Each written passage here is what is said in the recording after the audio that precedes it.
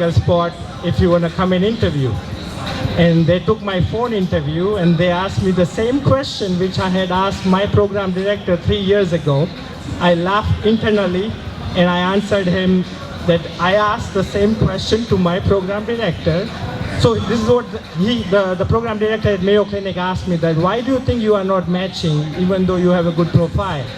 And I was like, oh, I asked the same question and I got the answer that it's all about logistics. One day it will happen, you just keep on going. So I'm just waiting for that day to happen. So they for whatever reason, they liked me on the phone. They told me to come very next day, like within a week, for interview in person. So I went, this was a Mayo Clinic in Arizona, so I went there, interviewed there.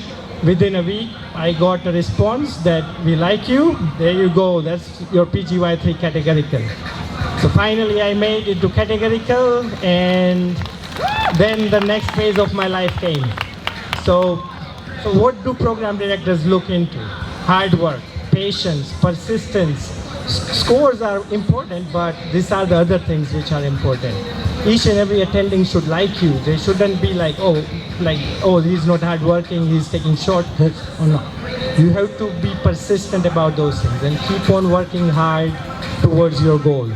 So in my 4th year of my surgery residency is when I thought, okay, what should I get into? I liked minimally invasive surgery, surgical oncology. Plastic surgery was nowhere on my radar because I didn't know what plastic surgery involved. In India, all we do is skin grafts. So I didn't know. So I was like, okay, I'm gonna do 1 or 2 months of rotation. So I approached my program director and then they allowed me to rotate in my earlier 4th year, because for plastic surgery, you apply in your 4th year.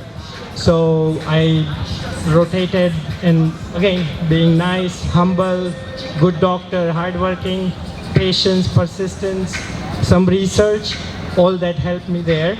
And then I applied to all the programs in plastic surgery after I knew 100% that this is what I want to do. So now came the phase of, like, as an IMG, oh, you can get into or not, it may happen, it may not happen. So I got like 6 interviews, like couple of really good programs, couple of just very decent program, and then couple of like not so good program. So I was like, okay, let's start our old things which we did in past. Just go there, interview with people, be nice, be humble, and then it will happen. So I interviewed at 6 places, and I got really good vibes from 2 programs. One is UT Southwestern in Dallas and Cleveland Clinic in Cleveland. So I finally ranked my ranking, and I was just waiting, and one day I matched in UT Southwestern Dallas, which is a #1 plastic surgery program in the country as per the Doximity ranking. So I made it. So that's what I did, and I finished my plastic surgery training there, and then I came to New York. I did 1 year of aesthetic surgery fellowship, and then I started my practice in Manhattan now, 4 years in my practice. So now I am a part-time also faculty at St. Barnabas Hospital, and I am affiliated with Lenox Hill Hospital. So I sit on interview for St. Barnabas Hospital for surgery residents. So let's just break down. First thing, the filter is scores. That's the most important thing. Second is clinical experience, which can be different for people who already graduated versus people who are still in their electives or like internship back home.